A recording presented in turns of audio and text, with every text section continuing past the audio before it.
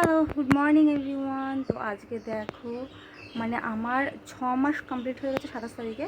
তো 27 তারিখে 6 মাস কমপ্লিট হয়ে যাওয়ার পর কি ম্যাটারনিটি লিভ যেটা ছিল, তো আমার বাবুর 6 মাস কমপ্লিট হয়ে গেছে। এবার 6 মাস 1 সপ্তাহ পর আজকে আমি প্রথম সেন্টারে যাব। মানে এটা একটা টাফ সিচুয়েশান। ও এখন আমার কাছে আর কোনোদিন থাকেনি, হয়তো কোথাও গেছি 8 ঘন্টা 15 মিনিটের মধ্যে চলে এসেছি, বাজারে গেছি চলে এসেছি মায়ের কাছ থেকে। এই সেন্টারটা এই টাইমে সকালবেলা মায়ের কাজ থাকে, রান্নাবান্না এটা সেটা, হ্যাঁ তারা সমস্ত সকালের কাজকর্ম যা থাকে মেয়েদের সেই সমস্ত থাকে। ছেলে ঘুমিয়েছিল, অন্যদিন একটু লেট করে ঘুম থেকে ওঠে, তারপরে এই টাইমটা ঘুমিয়ে যায়। কিন্তু আজকে ওর বাবা কালকে যেহেতু এসেছিলো, আজকে ঘুমিয়েছিল, ধরো ওই ঘুম থেকে উঠেছে 6টার দিকে, ঘুম থেকে উঠে পড়েছে। আর ও সুমন চলে গেছে 7টা নাগাদ, তারপর আবার ঘুমিয়েছিল। ঘুম থেকে এখন উঠলে একটু খাইয়ে দিলাম, এখন আমি যাবো। এখন কী করে থাকবে আর করবে, পিকার কাছে এখন আছে, কান্নাকাটি করবে কিনা তার ভাবছি, চিন্তা ভাবনা হচ্ছে। যদি আমার সেন্টার আমাদের বাজারের কাছে, ফোন করে তাড়াতাড়ি চলে আসবো। তাহলে প্রথম দিন বেশিক্ষণ থাকবো না, 15-20 মিনিট বা 8 ঘন্টা খুব জোর থাকবো, তারপর আমি চলে আসবো। না হলে ছেলে কান্নাকাটি করবে আর করবে। কিন্তু আস্তে আস্তে আস্তে আস্তে টাইমটা বাড়াবো, 8 ঘন্টা বা 1 ঘন্টা, কারণ 2 ঘন্টা সেন্টারের মধ্যে কাজ থাকে। তা মিনিমাম ধরো 1 ঘন্টা থাকতেই হয়, তো 8 ঘন্টা থেকে থেকে থেকে এরকমভাবে মানে করতে হবে আর কি। তো চলো, তো আজকে অনেকদিন পর সেন্টারে যাবো, অনেক লোকজন দেখা হবে, গল্প করার সময় নেই। আগে তখন নিশ্চিন্তে মানে গল্প করতাম, তো গল্প টল্প করে তারপর লেট করে আসতাম, কোনো ব্যাপার ছিল না। কিন্তু এখন আর সেটা করা সম্ভব না। তো আমি রেডি হয়ে গেছি, এবার স্কার্ফটা নিয়ে নেবো। সাইকেলটা খারাপ হয়ে গেছে, অনেকদিন পর সাইকেল চালাতে হবে এখন। তো দেখি ফোন করে দেখি টোটোওয়ালাকে যে টোটো পাই কিনা। বাই বাই, টাটা টাটা, ভালো করে থেকো বাবা, গরমে তো আর দিদি না পিকা দিস।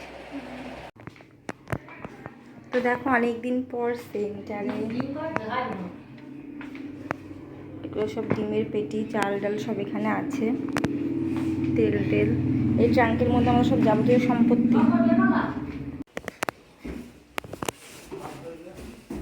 এই জায়গাটা পরিষ্কার হয়ে গেছে অনেকটা,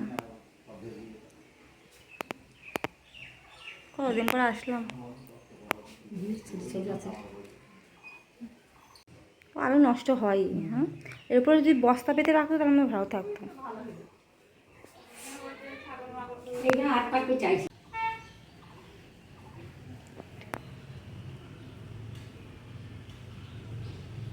আজকে প্রথম আসলাম, এটা হলো ডিম আর খিচুড়ি।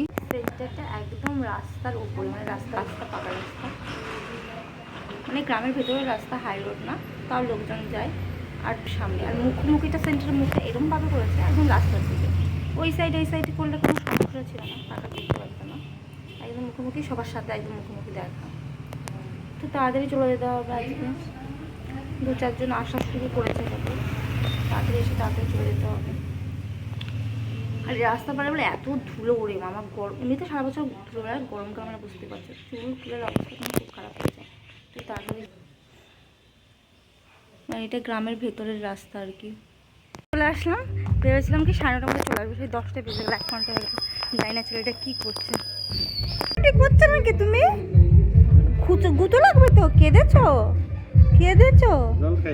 কিচ্ছু খাওনি? কিছু খাওনি? দিদিন জুস খাওয়াইনি, মৌসুম্বি জুসও খাওয়াইনি, কিচ্ছু খাওয়াইনি, দুধও খাওয়াইনি? হ্যাঁ বাবা, আমার বেটা তো ভালো, আন্ডারস্ট্যান্ডিং বেটু আমার। তো বাবুর কাছে বসে বসে খেলা করছে এখন, আর আমার বাবার কাছে ছিল, আমি বাবাকেও বাবু বলি আর কি, ছেলেকেও এখন। তারপরে এখন দেখো খেলা করছে, চুপি চুপি চুপি চুপি চুপি চুপি। এই যে বাবাই, থ্যাংক ইউ, তুমি কান্না করোনি, মেরা আন্ডারস্ট্যান্ডিং বাচ্চা হো তো, মেরা আন্ডারস্ট্যান্ডিং বাচ্চা তুমি, আমার সোনাই তুমি। এরমভাবে থাকবে, হ্যাঁ বাবা, কান্না করবে না, ঠিক আছে? দিদুনদের কাছে, মাসির কাছে, হ্যাঁ হ্যাঁ, সবার কাছে থাকবে, ঠিক আছে? কান্না করবে না, করবে না, ওকে?